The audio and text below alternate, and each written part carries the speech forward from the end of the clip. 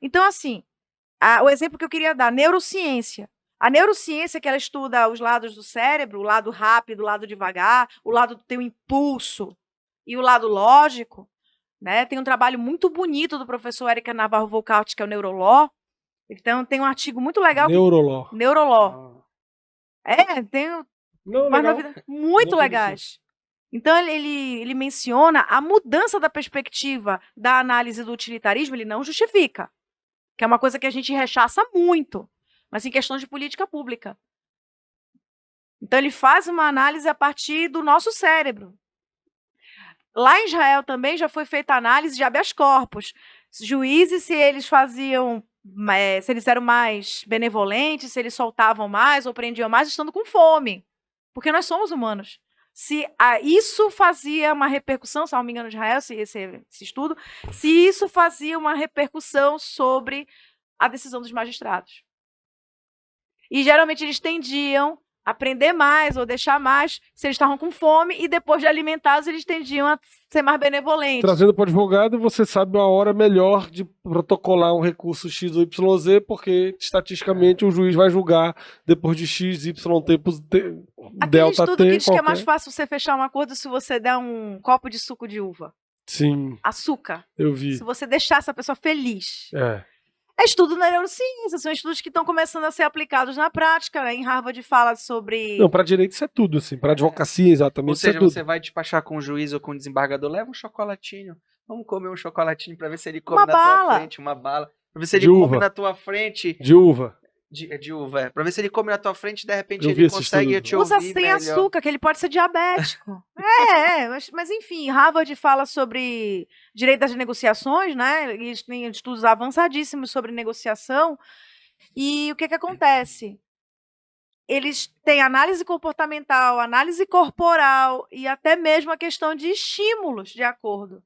Se você fizer assim, a possibilidade de acordo é maior, se você tiver numa posição mais de embate. E o que é interessante é que o nosso Código de 73 preparou o advogado para o embate. Sim, total. Né? O professor Darlan Barroso diz assim, o advogado de 73 foi preparado para a baixaria. A gente gosta de briga. Mas, na verdade, o que isso influenciou também muito a cultura da formação jurídica. O CPC de 2015, o último, ele faz com que a gente seja o porteiro do tribunal multiportas. O porteiro é a pessoa mais importante do prédio. Não é só ele que te deixa entrar e sair, ele te diz para onde você tem que ir. Ele é a pessoa mais importante do prédio. Então, o advogado é o porteiro da corte multiporta. Se alguém me procura, tem que saber qual é a melhor saída para ela, e nem sempre o processo. Isso são inovações.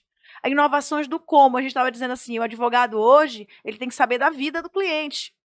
Não a intimidade, a particularidade, a privacidade dele. Mas você tem que saber muita coisa para fazer planejamento sucessório, planejamento tributário. Então, a abordagem também é uma inovação. Se eu vou encaminhar ele para uma arbitragem, hoje a gente fala de criptoarbitragem. A arbitragem, a maneira com que eu encaminho meu cliente pode ser uma inovação. Eu encaminhar para criptoarbitragem, que é utilizando tecnologia blockchain, são outros 500. A criptoarbitragem, ela utiliza essa tecnologia, ela roda nessa tecnologia. Nós temos a plataforma Cleros, que é muito utilizada. Tem uma discussão se ela é adequada ou não no ordenamento jurídico brasileiro sobre a arbitragem, mas são coisas muito boas para a gente pensar. Se não fazer igual, mas pelo menos adaptando no nosso ordenamento jurídico, de maneira coerente, coesa.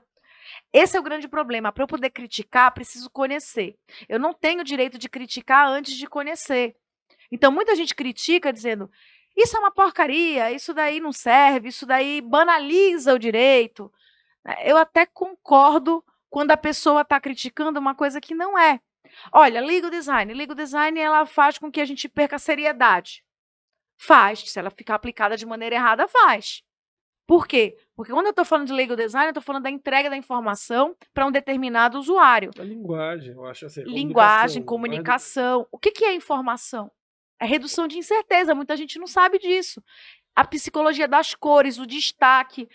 A gente faz, muito antes dessas inovações, olha, eu vou colocar em caixa alta isso aqui eu vou deixar em colorido. Isso é legal design. Vou negritar e sublinhar. Não é ficar bonito. Você vê um voto do Celso de Mello. É ficar funcional. Engraçado. Vocês já perceberam os votos do ministro Celso de Mello do STF? Cada parágrafo tem umas 10, 15 palavras que são negritadas e caixa alta, etc. Assim. É intuitivo, você vê a diferença de estrutura, O teu cérebro lê diferente quando tu coloca uma caixa alta. Não, sim, existe uma razão para ter a caixa alta. Tanto que se eu botar um texto todo em caixa alta, você vai dizer, ela tá gritando comigo. Exatamente. É o clássico, eu tô gritando. Por que você tá gritando? Ela tá gritando comigo, essa mulher tá gritando comigo.